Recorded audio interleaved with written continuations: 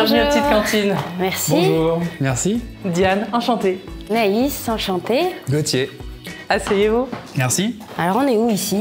Ici, vous êtes aux Petites Cantines. Les Petites Cantines, c'est une cantine de quartier. Elle est participative, c'est-à-dire que tous les habitants mettent la main à la pâte. C'est une cantine qui est en alimentation durable, donc au maximum du bio, du local, du circuit court. Et ici, c'est à prix libre. Mais je vous en dis pas plus. Qu'est-ce qu'on mange alors? Je vous propose qu'on regarde le menu. Toi, Naïs, ça fait longtemps que tu es dans le secteur de la gastronomie? J'ai toujours eu envie de cuisiner. Mes parents nous ont éduqués, nous ont appris à bien manger et à faire à manger pour les uns et les autres. Et là, en ce moment, ça va, c'est pas trop compliqué d'être dans un concours parce que justement, tu cuisines pour personne, entre guillemets. On se crée une petite bulle en fait pour ce concours où on va cuisiner, on va travailler notre savoir-faire, nos techniques, nos produits. Mais au final, on ne cuisine pas pour un repas et du coup, on compense ailleurs. J'ai pas de convives, mais on est une équipe. Tu veux dire que le lien social, enfin le vecteur de lien social dans la gastronomie, il n'est pas tant quand on arrive à table ensemble, mais aussi au début, au départ, quand on cuisine ensemble. Faut se dire qu'un cuisinier, il aime certes cuisiner, mais il aime aussi manger, souvent. Ouais. Et c'est souvent pour ça qu'on est là. Du coup, quand on prend du plaisir à manger, obligatoirement, on met autant de plaisir dans ce qu'on fait à manger pour les autres. C'est un langage. C'est ça. C'est dingue comme le repas, c'est un moment qui rassemble. Le repas, il vient toucher à notre identité et du coup aux relations qu'on a autour de nous. Bon, on est capitale mondiale de la gastronomie, c'est pas pour rien. C'est un sujet ultra important et avant tout pour le lien social, je pense.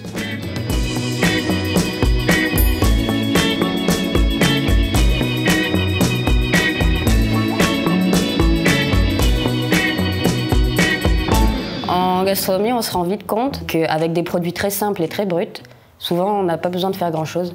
On peut prendre une carotte, si elle a été faite pousser par un agriculteur qui l'a respectée, qui l'a fait pousser dans les meilleures conditions et qu'elle a été cueillie au meilleur moment. Au final, la carotte, il y a juste besoin de la cuire, de l'assaisonner, mais il n'y a pas besoin de rajouter plein d'artifices ou de produits de luxe, produits compliqués. Dans une ville, généralement, on a minéralisé, donc on a un peu perdu ce lien-là. Et ce lien-là avec finalement le vivant, de retrouver un peu du sens là-dessus, et ça aussi, c'est une porte d'entrée pour une alimentation de qualité. Aux Petites Cantines, on collecte les invendus des magasins bio du quartier. Souvent, on a tendance à cloisonner les choses, à dire il y a les magasins bio en centre-ville, et c'est un peu pour les bobos ou les gens privilégiés. Et puis, il y a la filière des invendus, des fruits et légumes qui n'ont pas une bonne tête et qui, là, va aller plus pour les plus démunis. Pour la cantine scolaire, il y a eu un parti pris, c'est d'augmenter la qualité, aller chercher des produits plus bruts, de réinvestir aussi sur la cuisine centrale 4 millions d'euros pour recuisiner des produits bruts.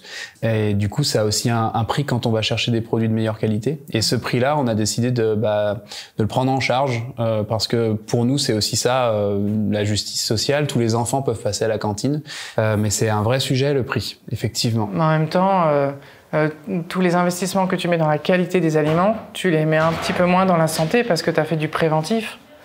Oui, puis après, quand on achète un produit, on paye aussi un producteur. Quand on achète des produits bruts dans une cantine, on fait aussi travailler des cuisiniers. Et donc, il y a tout un écosystème qui va se recréer et se rééquilibrer. En fait, on ne change pas notre pouvoir d'achat, mais on change notre pouvoir d'agir. Exactement, ouais. C'est bien résumé.